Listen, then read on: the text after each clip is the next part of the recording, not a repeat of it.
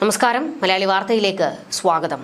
കേന്ദ്രമന്ത്രിസ്ഥാനം ഞാൻ രാജിവെക്കും, എന്നിട്ട് ഇവിടെ ഉള്ളവർക്ക് വേണ്ടി സമര പരിപാടിയുമായി ഞാനങ്ങ് രംഗത്തേക്ക് ഇറങ്ങുകയാണ്. സുരേഷ് ഗോപി നടത്തിയ ഈ വലിയ പ്രഖ്യാപനം കേട്ട് എല്ലാവരും ഒന്ന് ഞെട്ടി. ശരിക്കും കേന്ദ്രമന്ത്രിസ്ഥാനം രാജിവെക്കാൻ പോകുകയാണോ എന്ന്. എന്നാൽ സംഭവം ഇങ്ങനെയാണ്. കേന്ദ്രമന്ത്രിസ്ഥാനം 2 ദിവസത്തേക്ക് രാജിവെച്ച് ട്രാൻസ്ജെൻഡർ സമൂഹത്തിനു വേണ്ടിയുള്ള സമരം നയിക്കുമെന്നാണ് സുരേഷ് ഗോപി വ്യക്തമാക്കിയിരിക്കുന്നത്. തിരുവനന്തപുരത്ത് ട്രാൻസ്ജെൻഡേഴ്സിനൊപ്പമുള്ള ഓണാഘോഷത്തിൽ പങ്കെടുത്ത് സംസാരിച്ചപ്പോഴായിരുന്നു സുരേഷ് ഗോപി ഇതേക്കുറിച്ച് പ്രതികരിച്ചത്.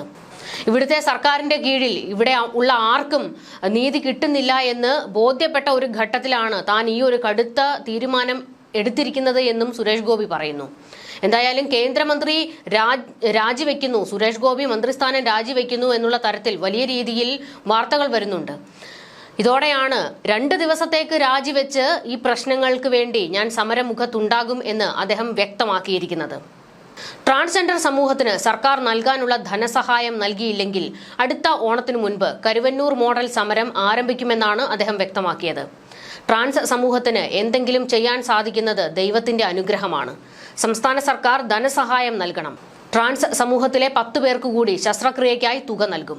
ട്രാൻസ് സമൂഹത്തിനൊപ്പം ഞാൻ എപ്പോഴും ഉണ്ടാകും. ധനസഹായം നൽകാൻ തയ്യാറായില്ലെങ്കിൽ മന്ത്രിസ്ഥാനം 2 ദിവസത്തേക്ക് രാജിവെച്ച് സമരം നയിക്കും. അതിനുശേഷം തിരികെ ചെന്ന് വീണ്ടും മന്ത്രിയാകുമെന്നും സുരേഷ് ഗോപി പറഞ്ഞു. ഓണാഘോഷവുമായി ബന്ധപ്പെട്ട് അദ്ദേഹത്തിന്റെ ഓഫീസും അദ്ദേഹത്തിന്റെ കുടുംബവും ഒക്കെ വലിയ രീതിയിലുള്ള സഹായങ്ങളൊക്കെ സമൂഹത്തിലെ പലർക്കും വേണ്ടി ചെയ്തിരുന്നു. ഇത്തരത്തിൽ ചില വേദികളിൽ അദ്ദേഹം പങ്കെടുക്കുകയും ചെയ്തിരുന്നു. അവിടെ വെച്ചാണ് നിലപാട് വ്യക്തമാക്കിയത്. എന്നാൽ മറ്റൊരു പ്രതിസന്ധി ഇപ്പോൾ ഉയർന്നിരിക്കുന്നത് ആഗോള അയ്യപ്പ സംഗമത്തിൽ പങ്കെടുക്കാൻ സുരേഷ് ഗോപിയെ ക്ഷണിച്ചിട്ടുണ്ട്. എന്നാൽ അദ്ദേഹം ഇതിൽ പങ്കെടുക്കുമോ എന്നാണ് ചോദ്യം ഉയർന്നപ്പോൾ ഞാനൊരു മന്ത്രിയാണെന്നായിരുന്നു സുരേഷ് ഗോപി മറുപടി നൽകിയത്. മെഡിക്കൽ കോളേജിൽ സേവാഭാരതിയുടെ നേതൃത്വത്തിൽ സംഘടിപ്പിച്ച പരിപാടിയിൽ പങ്കെടുക്കാൻ എത്തിയപ്പോഴായിരുന്നു ഈ പ്രതികരണം നടത്തിയത്. ചോദ്യത്തോട് ആദ്യം പ്രതികരിക്കാതിരുന്ന സുരേഷ് ഗോപി പിന്നീടാണ് ഇങ്ങനെ പ്രതികരിച്ചത്. സംസ്ഥാന സർക്കാരിന്റെ അഭിമുഖത്തിൽ നടക്കുന്ന അയ്യപ്പ സംഗമത്തിലേക്ക് സുരേഷ് ഗോപിയെ Devaswom board president PS Prashanth വീട്ടിലെത്തിയാണ് ക്ഷണിച്ചത്. കേരളത്തിൽ നിന്നുള്ള 2 കേന്ദ്രമന്ത്രിമാരെ സംഗമത്തിലേക്ക് ക്ഷണിക്കുമെന്ന് സംഘാടകർ നേരത്തെ വ്യക്തമാക്കിയിരുന്നു. എന്നാൽ സംഗമത്തിനെതിരെ BJP കടുത്ത വിമർശനം ഉയർത്തുന്ന പശ്ചാത്തലത്തിൽ ഇവർ പങ്കെടുക്കുമോ എന്ന കാര്യത്തിൽ ഇപ്പോഴും വ്യക്തത വന്നിട്ടില്ല. ഇതിന്റെ പശ്ചാത്തലത്തിലായിരുന്നു സുരേഷ് ഗോപിയോടുള്ള ഈ ചോദ്യവും അദ്ദേഹം അങ്ങനെ മറുപടി പറഞ്ഞതും. എന്നാൽ വ്യക്തമായി ഈ വിഷയത്തിൽ അദ്ദേഹം ഒരു മറുപടി പറഞ്ഞിട്ടില്ല. ഞാനൊരു മന്ത്രിയാണ് എന്നാണ് അദ്ദേഹം പറഞ്ഞു വെച്ചത്. ഇന്നിപ്പോൾ ഇതുമായി ബന്ധപ്പെട്ട് കൂടുതൽ വിവരങ്ങൾ പുറത്തേക്ക് വന്നിരിക്കുന്നത് അയ്യപ്പ സംഗമത്തിലേക്ക് സുരേഷ് ഗോപി പങ്കെടുക്കാൻ സാധ്യതയില്ല എന്നാണ്. കാരണം ആചാര ലംഘനത്തിന് സർക്കാർ കാണിച്ചു കൂട്ടിയതെല്ലാം ഇവിടുത്തെ ഭക്തർക്ക് ഓർമ്മയുണ്ട്. ഭക്തരെ കള്ളക്കേസിൽ കുടുക്കുകയും അവരെ അടിച്ച് ചോര തുപ്പിക്കുകയും ഒക്കെ ചെയ്ത സർക്കാരിന്റെ ഒരു പരിപാടിയിൽ സുരേഷ് ഗോപി പങ്കെടുക്കാൻ പാടില്ല എന്നാണ് ചില BJP-കാർ പറയുന്നത്. സംഘപരിവാറിന്റെയും നിലപാട് ഇതാണ്. എന്നാൽ ആഗോള അയ്യപ്പ സംഗമത്തിലേക്ക് പലരും പങ്കെടുക്കുന്നുണ്ട്, ചില കേന്ദ്രമന്ത്രിമാർ പങ്കെടുക്കുന്നുണ്ട് എന്നുള്ള വിവരങ്ങളും ഒക്കെ പുറത്തേക്ക് വരുന്നുണ്ട്. എന്തായാലും ഈ വിഷയത്തിൽ കൃത്യമായ ഒരു രേഖാചിത്രം പുറത്തേക്ക് വന്നിട്ടില്ല, ആരൊക്കെ പങ്കെടുക്കും എന്നുള്ള കാര്യത്തിലൊക്കെ. BJP നേതാക്കളെ എല്ലാവരെയും, പല പ്രമുഖ നേതാക്കളെയും സർക്കാർ ക്ഷണിച്ചിട്ടുണ്ട്. ദേവസ്വം ബോർഡിന്റെ നേതൃത്വത്തിൽ ക്ഷണിക്കാൻ പോയിട്ടുമുണ്ട്. അതിന്റെ കാരണം അയ്യപ്പ സംഗമം വിശ്വാസികൾക്ക് വേണ്ടിയാണ് നടത്തുന്നത് എന്ന് സർക്കാർ ആദ്യം തന്നെ അങ്ങ് പ്രഖ്യാപിച്ചിരുന്നല്ലോ. അതുകൊണ്ട് മറ്റ് ആരും തന്നെ ഇതിനൊരു ഇടങ്കോലിട്ട് വരരുത്. അതുകൊണ്ടാണ് അയ്യപ്പ സംഗമത്തിലേക്ക് ഈ BJP-കാരെ എല്ലാം പോയി ക്ഷണിച്ചിരിക്കുന്നത്. ഇതും ഒരുതരം ഇരട്ടത്താപ്പാണ് എന്നുള്ള വിമർശനം വരുന്നുണ്ട്.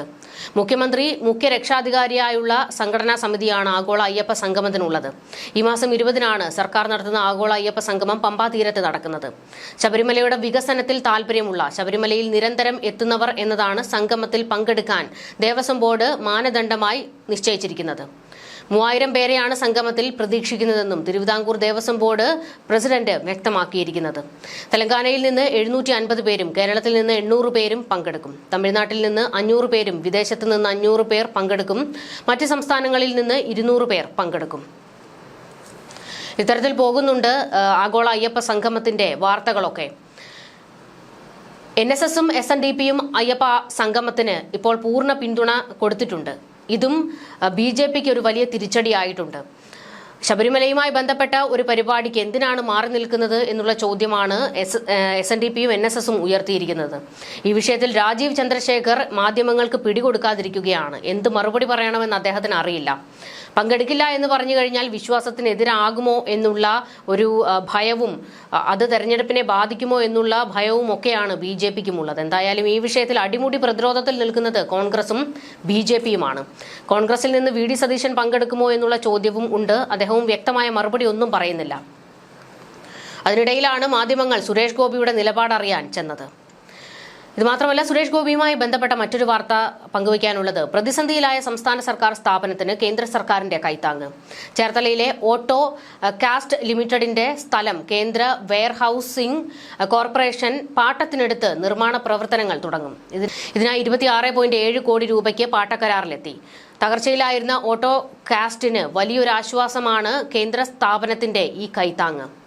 കേന്ദ്ര സഹമന്ത്രി സുരേഷ് ഗോപിയുടെ ഇടപെടലിനെ തുടർന്നാണ് നടപടി. കേന്ദ്രമന്ത്രി പ്രഹ്ലാദ് ജോഷിയുമായി സുരേഷ് ഗോപി സംസാരിച്ചതിനെ തുടർന്നാണ് നടപടികൾ വേഗത്തിലായത്. ന്യൂസ് ഡെസ്ക് മലയാളി വാർത്ത.